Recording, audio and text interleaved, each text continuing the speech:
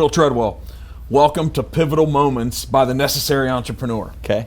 What we try to do here is to try to unlock an understanding of these moments in our lives and all the guests that come in for a podcast.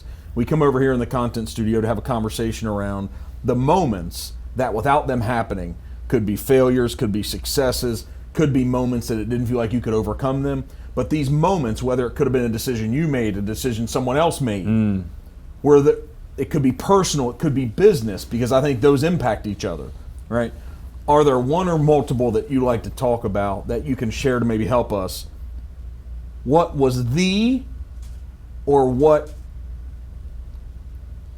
were the 1, 2, 3 multiple? What was the or multiple pivotal moments in your life where Phil Treadwell at 40 years old in 2022 has arrived here today?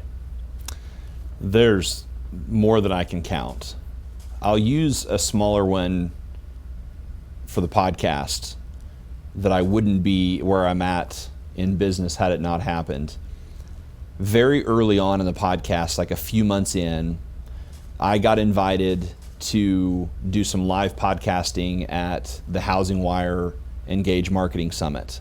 Clayton Collins, the CEO of Housing Wire, reached out. I apparently was the first mortgage podcast he listened to. He said, I'm going to be having a few industry podcasts here. We'd like you to do some live podcasting. I agreed to the event. A few weeks later, a guy from Social Survey, which is now experience.com, reached out and also wanted me to come do some live podcasting the week before in San Ramon, California. I, at that particular time, was investing a lot in our business, had a lot of financial expenses and things, was at a different financial place, and hadn't planned on, they wanted me to come, was going to let me attend the event, but wasn't going to offset the expense of the flying to California, hauling equipment, hotels, all the stuff. And I almost didn't go. And 48 hours beforehand, even at the cost of it. And I want to say that there was a short notice on this to begin with.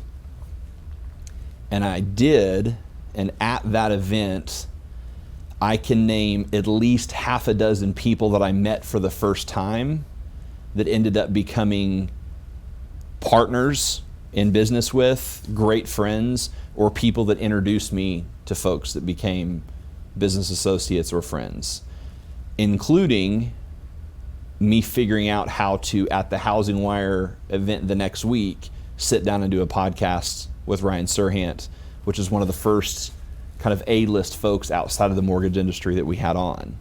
But that one event kind of launched my brand, my network, and the podcast in a lot of ways. And I was really confident that I wasn't going to go to that, but I remember looking back at several times. The other thing that comes to mind most is when I got in the mortgage business, I had to make a decision on multiple occasions whether or not I was going to continue to do this. And I can't say that the reasons that I kept going were probably the right reasons, but I kept going. And there's one in particular that I look back and it's not super profound other than I had no reason to continue, meaning I wasn't getting results anymore. I'd gotten some results, they stopped. I had no financial means to continue. I had no one really supporting me because the manager that originally started to help me was kind of a mentor. They stopped compensating him on helping me, so he stopped helping me and had no reason to do it. Like on paper, there's absolutely no reason that I should have continued. And I share that one because it's not this chasm of events that was this profound crossroads, other than I couldn't come up with a logical reason why I needed to continue in this business. No one around me thought it was a good idea to continue in this business. And I decided to continue. I don't know if it was for another week or for another month, or if I just had a chip on my shoulder that I'm not gonna fail at this that it kind of goes back to, you hear Ed Milet talk about one more. There's been a lot more one mores in my life. I was going to go cold call one more person. And that's the encouragement that I want to give people in this business. There's a lot of small pivotal moments that if I had some time to really think through all of them, I'm sure there's some very profound cosmic things that collided together. But all of those happened, I guarantee you, because I just continued to have consistent and persistent effort. I had that perseverance. I was not interested in quitting. There are businesses that I've quit. Mm-hmm. There's businesses that have failed, but they're in a different context. So, how do you know? So the moral of the story on the second story is, it's simple. Don't quit. You never know what'll happen. That's right. But then on the other hand, you said there's businesses you have quit. Yeah, but they were. How do you know when? You have a North Star of what you're trying to accomplish. Did you learn something? Did you gain a relationship? Did you get something out of that failure that's still propelling you toward what you're going after, that North Star? And if that's the case, if you want to pack it up, right? Don't throw good money after bad. There's a case to be made for that. But I never quit the overall journey. I never quit the mortgage and real estate industry. I may have pivoted to different companies. I may have changed my roles within there. But the mission, vision, values that I had and set out for this never changed. Some side hustles that had to do with the business and didn't have to do with the business, some have worked out great, like the podcast. We did a podcast network for mortgage and real estate industry. That didn't work out very well. It wasn't because the concept wasn't great or we couldn't have made it extremely successful. It was because there was too many layers of other things that my partners and I were doing. It ended up at the bottom of the list. It wasn't the priority.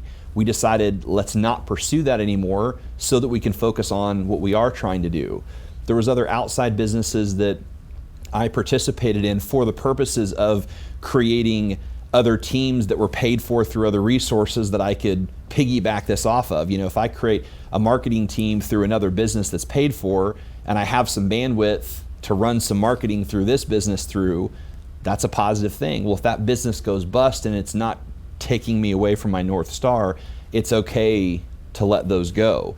So there's a lot of failures that go into it. There's a lot of, pivots that happen.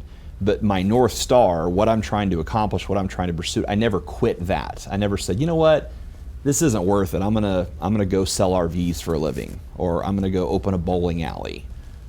That never happened. And there's many, many times I wanted to, and I could have, and some people may argue should have, but I never did.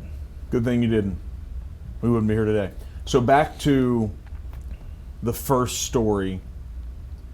What's the moral of the pivotal moment when you're debating on making that investment on going to the Housing Wire Podcasting Summit? What can other people take away? Because I think whether you're new in the business, whether you're struggling, you've had some failures, I see a lot of people making investments in the wrong places. Yeah. Because that's what you made. You made an investment when you went there. Yeah.